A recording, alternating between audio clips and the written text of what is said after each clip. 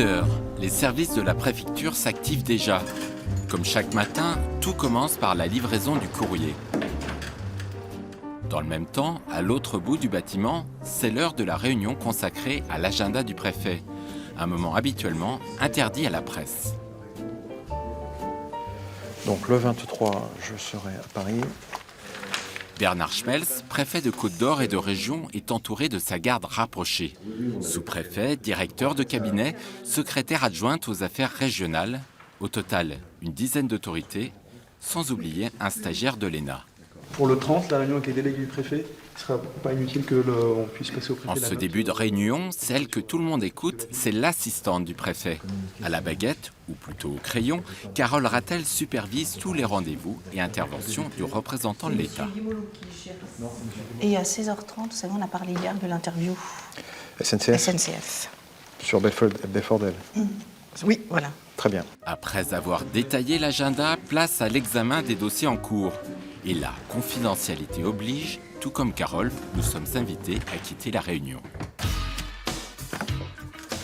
Au service courrier, pas de temps à perdre.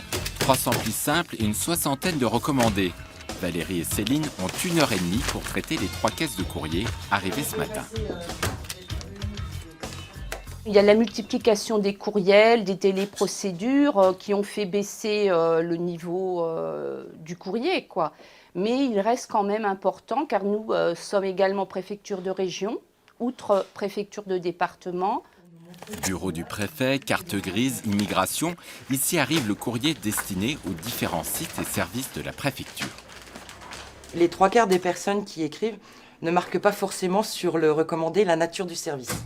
Donc, je vais dire, il y a bien la moitié de tous mes recommandés que je suis obligée d'ouvrir, de lire, pour pouvoir dispatcher dans les services.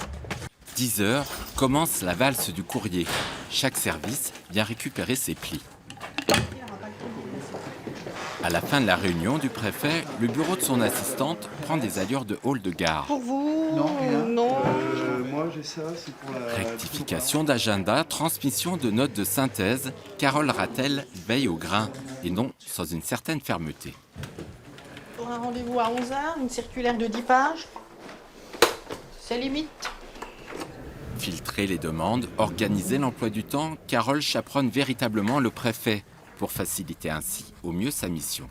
Le préfet a un travail particulier. Moi, je reçois les coups de fil, les coups de téléphone qui peuvent être urgents, qui viennent de n'importe qui, aussi bien des cabinets ministériels, de la présidence de la République. Et il faut tout de suite pouvoir savoir où est le préfet et pouvoir le déranger pour qu'il puisse répondre dans les 5 minutes maximum. Carole, le sous-préfet de Beaune. Sous-préfet de Beaune. D'accord. Très proche collaboratrice, l'assistante du préfet est la seule à pouvoir déranger le haut fonctionnaire à tout moment. Merci Carole. Je vous en prie. Aujourd'hui, c'est vraiment une fonction d'assistance. Et moi, je suis dans une logique de très large délégation. C'est-à-dire qu'il y a un certain nombre de missions que je ferai évidemment beaucoup moins bien que Carole, qui est une vraie professionnelle. On est très proches. C'est vrai que je n'ai pas la même relation peut-être que les autres agents de la préfecture avec le préfet. Le préfet, pour moi, c'est mon patron, mais il est normal. Je ne le sacralise pas.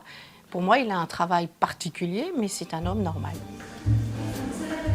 Comme Carole, en Côte-d'Or, ils sont 230 personnes à travailler sur les 5 sites de la préfecture. Merci. À plus tard. Des fonctionnaires sous les ordres du préfet, mais surtout au service du public.